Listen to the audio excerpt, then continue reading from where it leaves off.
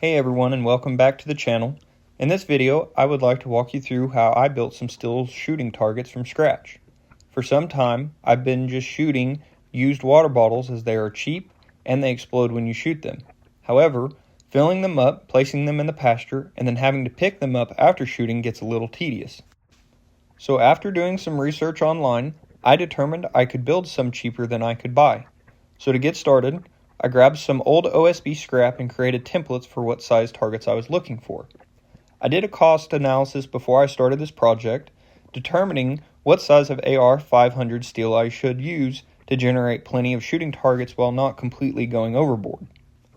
With that, here is my initial layout and cost analysis I did before I ordered the steel. I decided that I wanted 8-inch, 6-inch, 4-inch, and 2-inch gongs, as well as some half-size silhouettes and one full-size silhouette. Knowing the size targets that I wanted, I started to build these templates to use them as a guide when cutting the targets on the sheet.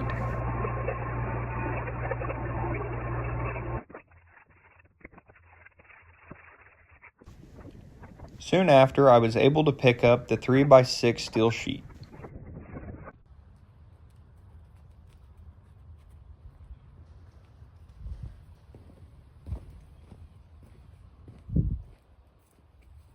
Since I don't plan on shooting any magnum calibers at these plates, I chose to go with a 3/8 inch thickness. Of course, that makes this a pretty heavy chunk of steel that I had to use my tractor to pick up and move around. Using the OSB templates I built earlier, I went through and traced them on the sheet as well as laid out the silhouettes. While I was planning on using AR 500 steel, it wasn't in stock at the time, so I just decided to order the AR 550 steel. From doing my research online, I gathered that either grade would work just fine for shooting targets. As I mentioned earlier, the intent for those templates I built was to not only use them to trace the targets, but to also use them as a guide during cutting. However, I got a little ambitious with this idea as my 50-amp plasma cutter wasn't able to cut through that 3/8 inch thick steel. So instead I decided to follow the lines best I could. I think it would have been a good idea if my plasma cutter had more power, but a sheet of paper or cardboard would have likely worked just fine as a template in this case. Using my 50-amp plasma cutter, it did take several hours to cut these all out. You may have noticed the layout I showed earlier does not match what I laid out here. After I created those OSB templates, I realized that my layout wouldn't work, so I had to improvise. While my layout was to scale, the one thing that was not to scale was the ears on the gongs, which I believe is where the error came in. With that, here's the updated layout that I used to construct these targets. As you can see, I was able to save about $550 by cutting out my own targets instead of purchasing them online.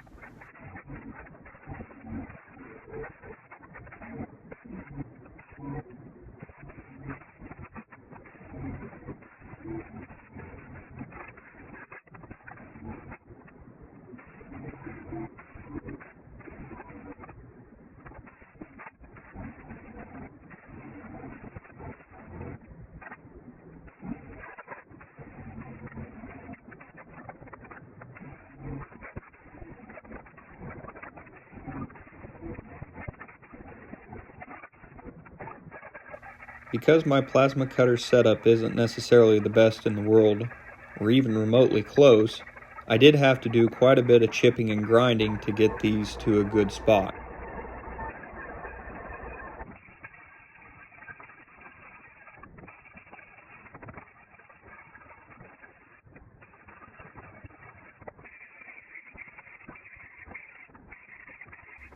Here I'm using the plasma cutter to cut the holes to hang the targets, as I quickly learned that a drill bit does not stand a chance on this type of steel.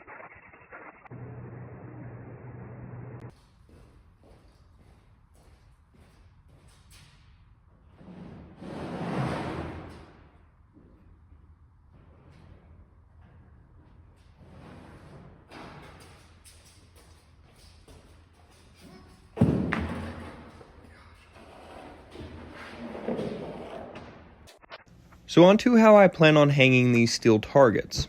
I've seen videos in the past that have used chains to hang targets, but if you shoot them, they will sometimes break. So I thought it would be a good idea to use rubber instead of metal to hang these targets, as I'm hoping it's more forgiving. Here I am showing how easy it was to cut this conveyor belt, which came from a local co-op where it was used to transport fertilizer.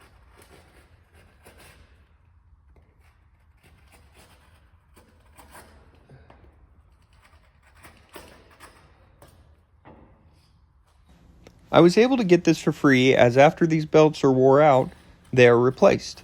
Nice thing is, places such as co-ops tend to have these or save these for people, as they can still be used for other things. I have to give credit to my father for this idea, as I was thinking about using old tires, but he thought this would be easier. I have to agree, as this conveyor belt seems to be reinforced with nylon or something similar, while tires have actual wire in them. As you just watched, that makes cutting them faster and easier. Here I am using a steel pipe as a reference to determine how long each length of belt needs to be. This is something you will notice later on in the video, but I was anticipating using a 2 7/8 inch oil-filled drill stem pipe instead of a 2 3/8 inch oil-filled drill stem pipe. This isn't a big deal, but it would have helped me get my tolerances a little tighter. After cutting several pieces to the desired length, I then cut them into strips. I decided to cut the strips 2 inches wider than the gong diameters to make sure the strips were plenty wide and could hold up a little bit better in windy conditions.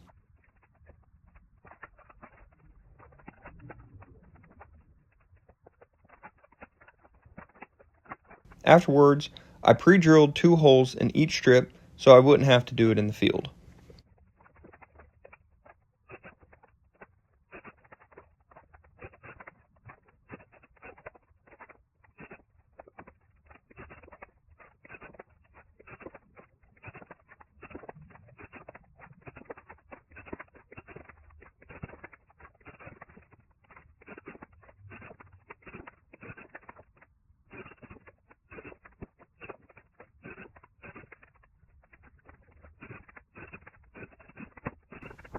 Next, we had to construct the frames to hold these targets.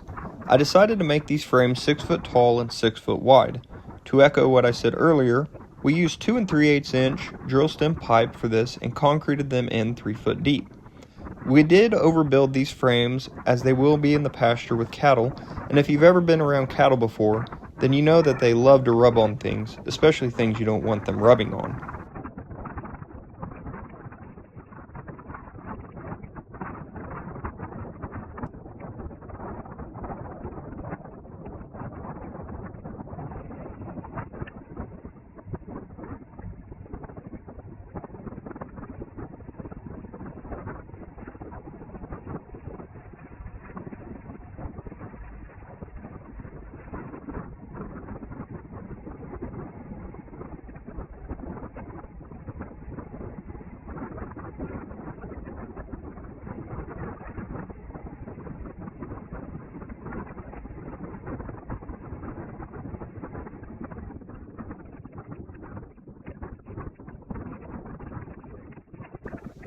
Here we are bolting the targets to the belts using 3/8 inch grade 8 bolts and washers.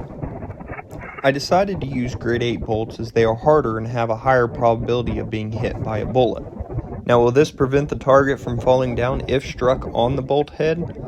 I wouldn't think so, but I honestly don't know. Applying similar logic, I decided to use 3/8 inch grade 2 bolts and washers to hang the belt on the frame.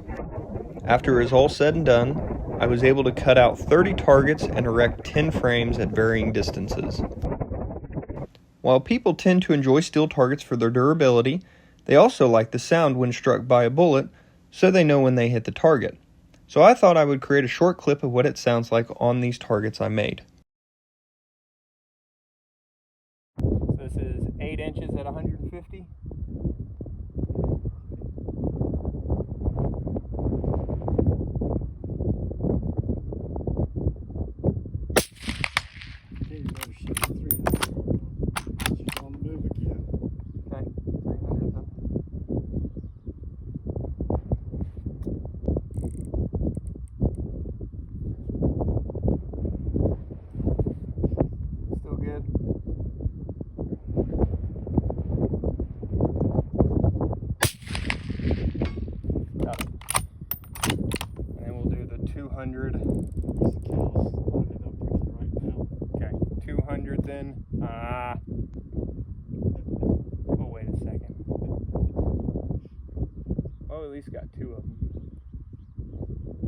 shoot the 200.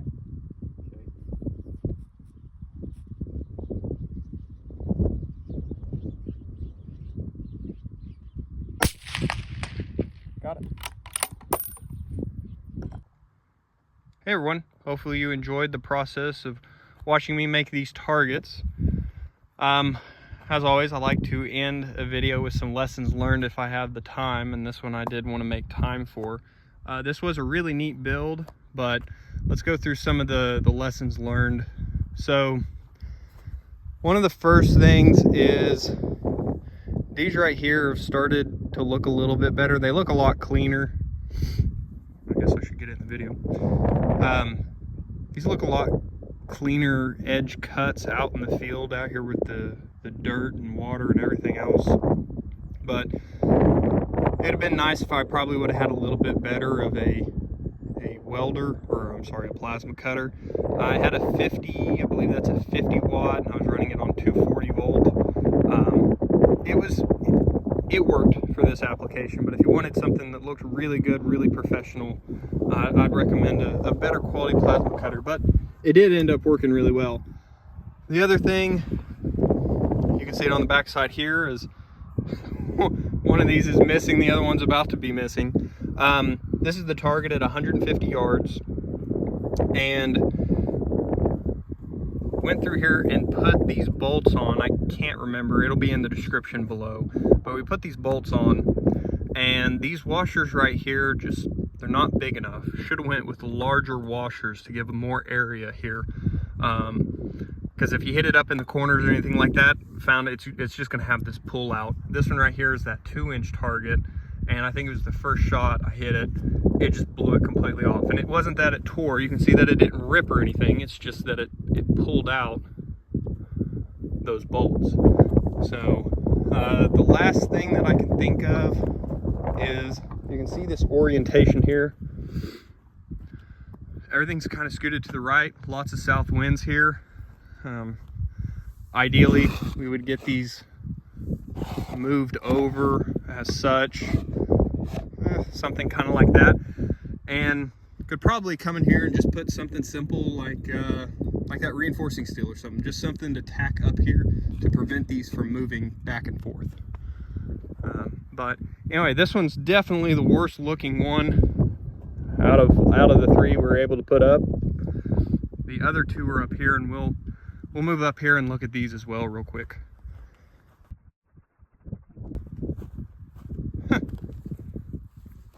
There's a 2-inch target. That's a good distance away. Probably 15 yards, 20 yards. Something I completely forgot to mention is how pleased I am with how well the rubber belting is holding up. Funny enough, it was shot quite a bit, as we had some friends over that had never shot before. While there are still holes through it, it's done great so far. So same principle here, but this is at 150 yards shooting with a 308. I'm shooting supersonic 168 grain boat tail hollow points at these. But the biggest complaint here would be, again, just getting these spaced out more evenly, just welding something across the top. That would help that considerably. And then it's the same up there at the 300 yards. And I can show you guys that real quick.